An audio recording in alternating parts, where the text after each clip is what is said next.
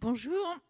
Effectivement, on vient justement d'éditer la BD que l'on vient d'offrir à ces deux lauréats et on est très content qu'ils puissent découvrir justement le patrimoine archéologique sous-marin parce que c'était le but de cet album.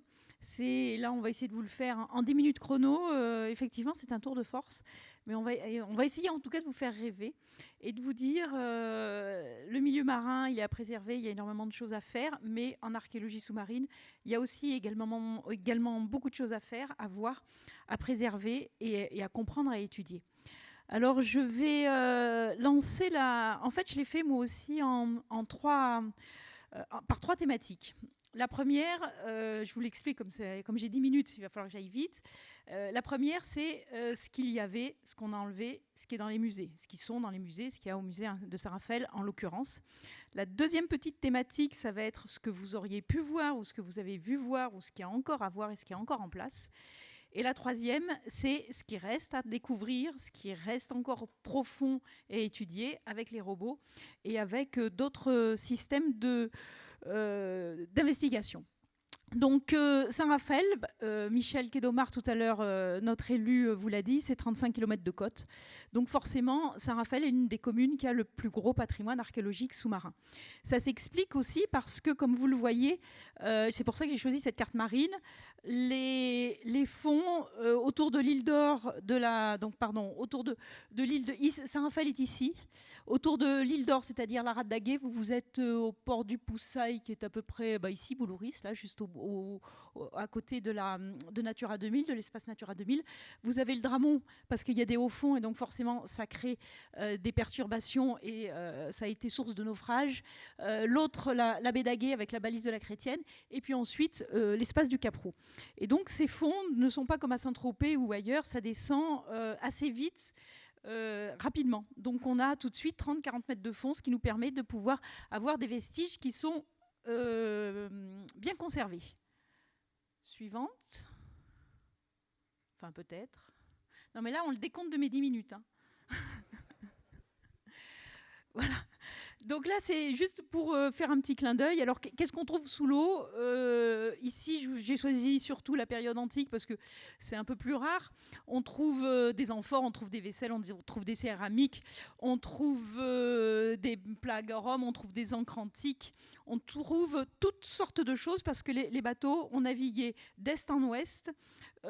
Et dans l'autre sens, le gros commerce romain, c'était pendant la République où Rome exportait ses produits. Donc on a énormément de produits qui viennent de la République. Mais après, ce sont les colonies, ce sont l'Espagne, l'Afrique du Nord, mais aussi la Gaule qui vont exporter leurs propres produits, ce qui explique ce mélange assez hétéroclite de tous les vestiges marins. Suivante, il doit y avoir normalement, voilà, encore suivante. Vous avez vu tout à l'heure, il y avait une pompe. Eh bien, ça, je voulais juste faire un petit clin d'œil. On a des objets qui sont rarissimes. Je vous les ai présentés ce soir tous les trois, justement. C'était une pompe en bronze à clapet qui permet de faire rentrer de l'eau avec un piston extrêmement bien ajusté. On est les seuls en France à avoir un objet archéologique pareil. En fait, on n'en a pas un, on en a même 4. Donc, je vous invite à le voir au musée archéologique. Diapo suivante.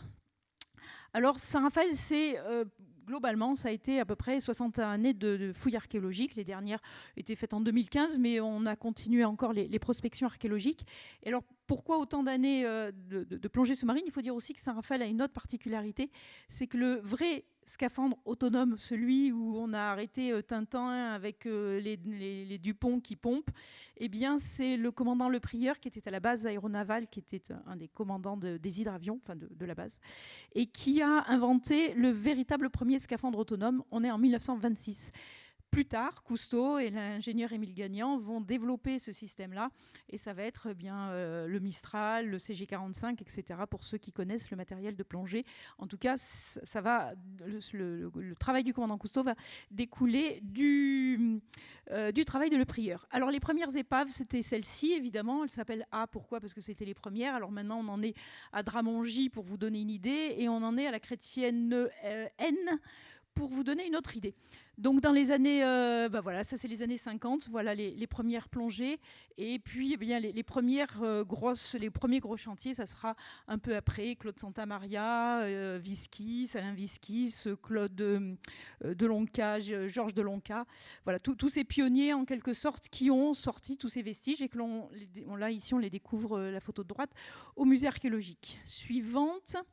Alors évidemment, là, on est encore dans la partie où nous, quand on fouille, on va découvrir, on va enlever les vestiges. Alors aussi bien, on dégage ça avec la suceuse, on enlève les amphores. Vous voyez derrière le plongeur, là, il y a un parachute. On va remonter ça au parachute. On va étudier tout le matériel archéologique. Photo suivante. Il n'y a pas évidemment que du matériel archéologique, il y a aussi des matériaux de construction, vous allez les voir tout à l'heure. Donc là, ce sont des tuiles antiques. Les bateaux faisaient une dizaine de mètres de long, ou une douzaine, ça peut aller jusqu'à 30-40 mètres de long. Donc il y a énormément de matériel archéologique qui sont sortis. Et là, une des autres particularités, c'est l'épave Barthélemy B, donc la deuxième qui a été trouvée au large de Barthélemy. C'est un foyer en plomb. Voilà, on est le deuxième, c'est le seul musée en France à exposer un objet archéologique de cette nature-là. Un objet à double paroi, mais ça, je ne vous le raconte pas plus. Je vous invite à venir le voir et à comprendre comment il fonctionne au musée archéologique. C'est extraordinaire comme objet.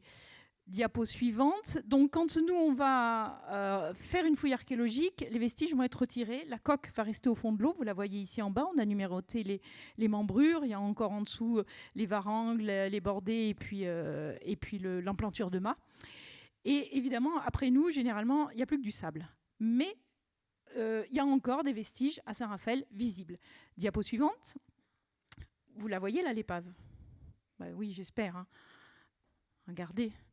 On voit bien la courbe du bateau avec ici la quille et l'autre partie. C'est un bateau du XVIIe siècle. Il y avait à l'époque dessus beaucoup de matériaux métalliques. Donc le bateau s'est entièrement concrétionné. Et là, au pied, on a fait une fouille il y a une quinzaine d'années de ça et on a trouvé le gouvernail. Il restait en fait quelques vestiges en bois. Et où se situe cette épave ? Pour tous les plongeurs, elle se situe au pied des pyramides, c'est-à-dire devant l'île d'Or. Il y a 15 mètres de profondeur et tous les jours, des dizaines de baptêmes sont faits devant cette épave et personne ne la voit. Donc en fait, il suffit de regarder. Diapo suivante. Juste un peu plus loin de cet espace d'ailleurs, donc j'invite les robots à sortir un peu des sentiers battus et 50 mètres plus loin, il y a des marbres antiques qui sont évidemment toujours dans l'eau. Les 3 blocs font à peu près 4 mètres de long. C'est du marbre de Théos, c'est un marbre noir comme vous le voyez, il y a un échantillon qui était poli, noir, rouge, veiné. Et là on voit un des blocs, on a fait la fouille, on n'a pas retrouvé le bateau dessous, mais en tout cas les blocs antiques sont toujours visibles. Diapo suivante. Et là, pour continuer un peu dans l'histoire, on a une ancre, ça c'est l'épave Barberousse, qui est à 2 pas de la balise de la Chrétienne. Il y a 15 mètres d'eau, il y a encore des canons en bronze dessus. C'est très spectaculaire à voir. On voit encore en haut, il y a une autre ancre. C'est l'époque de François Ier et c'est une longue histoire avec l'Empire ottoman. Donc je vous laisse aussi découvrir ça, mais donc les vestiges sont encore en place. Et puis, photo suivante, un tout petit clin d'œil pour les épaves plus modernes, les épaves du débarquement, parce qu'il y en a aussi beaucoup. Ici, certains reconnaîtront les péniches d'Antéor. Alors pourquoi j'ai voulu mettre une épave moderne ? Tout simplement parce que les plongeurs qui sont ici et qui ont 30 ans de plongée comme moi vont se dire « Mon Dieu, mais dans quel état sont-elles ?» Et effectivement, les épaves de la guerre, les épaves du débarquement sont vraiment à préserver. À Marseille, il y a toute une réflexion qui sont faites pour essayer de conserver ce métal qui, malheureusement, par électrolyse, s'abîme énormément. Et il n'y a pas de doute, ici, c'est la même chose. Alors maintenant, on a vu donc ce qu'on a enlevé, on a vu ce que vous pouvez encore voir. Et maintenant, 2 dernières diapositives, et je pense que j'aurai fait mon temps, c'est ce qui reste à voir et qui est encore dans les fonds marins. Ce sont des épaves remplies d'amphores, qui sont certes profondes, c'est pour ça d'ailleurs qu'elles sont encore dans cet état-là. Et celle-ci est à plus de 100 mètres de profondeur. Il y en a qui sont encore plus profondes. Diapo suivante. Et donc, forcément, on est obligé d'utiliser des roves, des engins.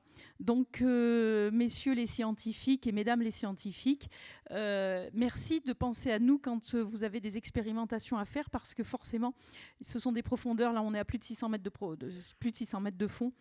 Et donc pour nous, bien évidemment, c'est inaccessible. Donc bienvenue à la science pour continuer à aider les travaux archéologiques.